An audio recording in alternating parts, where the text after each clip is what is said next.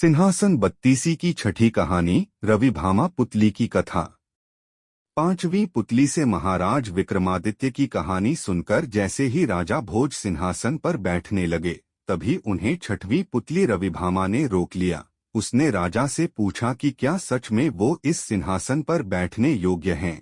रविभामा ने पूछा, क्या आप में महाराज विक्रमादित्य का वो गुण है जो उन्हें सिंहासन पर बैठने योग्य बनाता था। जब राजा भोज ने निवेदन किया कि आप मुझे महाराज विक्रमादित्य के उस गुण के बारे में विस्तार से बताएं, तब राजा के निवेदन करने पर पुतली ने राजा विक्रमादित्य के छठवें गुण की कहानी शुरू की, जो कुछ इस प्रकार है। एक दिन विक्रमादित्य नदी के तट पर बने हुए अपने महल से प्राकृतिक सौंदर्य को निहार रहे थे। बरसात का महीना था, इसलिए नदी उफन रही थी और अत्यंत तेजी से बह रही थी। इतने में उनकी नजर एक पुरुष, एक स्त्री और एक बच्चे पर पड़ी। उनके वस्त्र तार तार थे और चेहरे पीले। राजा देखते ही समझ गए ये बहुत ही निर्धन हैं। सहसा वे तीनों उस नदी में छलांग लगा गए। अगले ही पल प्राणों की रक्षा के लिए चिल्लाने लगे। विक्रम ने बिना एक पल गवाए नदी में उनकी रक्षा के लिए छलांग लगा दी। अकेले तीनों को बचाना संभव नहीं था, इसलिए उन्होंने दोनों बेतालों का स्मरण किया। दोनों बेतालों ने स्त्री और बच्चे को तथा विक्रम ने उस पुरुष को डूबने से बचा लिया। तट पर पहुंचकर उन्होंने जानना चाहा वे आत्महत्या क्यों कर रहे थे। पुरुष ने बताया कि वह उन्हीं के राज्य का एक अत्यंत निर्धन ब्राह्मण है जो अपनी दरिद्रता से तंग आकर जान देना चाहता है। वह अपनी बीवी तथा बच्चे को भूख से मरता हुआ नहीं देख सकता और आत्महत्या के सिवा अपनी समस्या का कोई अंत नहीं नजर आता। इस राज्य के लोग इतने आत्मनिर्भर है कि सारा काम खुद ही करते हैं, इसलिए उसे कोई रोजगार भी नहीं देता।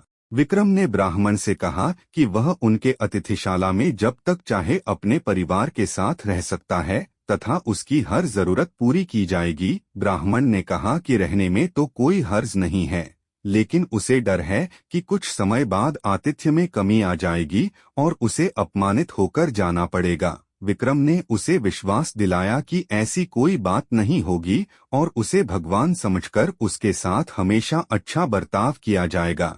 विक्रम के इस तरह विश्वास दिलाने पर ब्राह्मण परिवार अतिथिशाला में आकर रहने लगा। उसकी देखरेख के लिए नौकर चाकर नियुक्त कर दिए गए।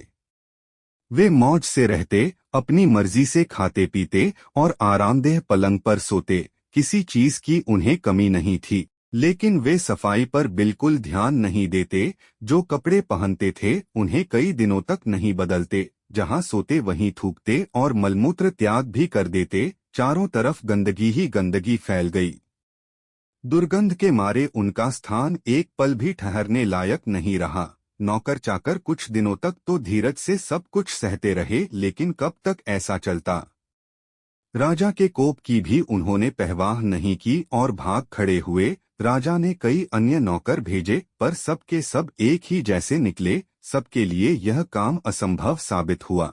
तब विक्रम ने खुद ही उनकी सेवा का बीड़ा उठाया। उठते बैठते, सोते जगते वे ब्राह्मण परिवार की हर इच्छा पूरी करते। दुर्गंध के मारे माथा फटा जाता, फिर भी कभी अपशब्द का व्यवहार नहीं करते। उनके कहने पर विक्रम उनके पाप भी दबाते। ब्राह्मण परिवार ने हर संभव प्रयत्न किया कि विक्रम उनके आतिथ्य से तंग आकर अतिथि सत्कार भूल जाए और अभद्रता से पेश आए, मगर उनकी कोशिश असफल रही। बड़े सब्र से विक्रम उनकी सेवा में लगे रहे, कभी उन्हें शिकायत का कोई मौका नहीं दिया। एक दिन ब्राह्मण ने जैसे उनकी परीक्षा लेने की ठान ली। उसने राजा को कहा कि वे उसके शरीर पर लगी विष्ठा साफ करें तथा उसे अच्छी तरह नहला धोकर साफ वस्त्र पहनाएं।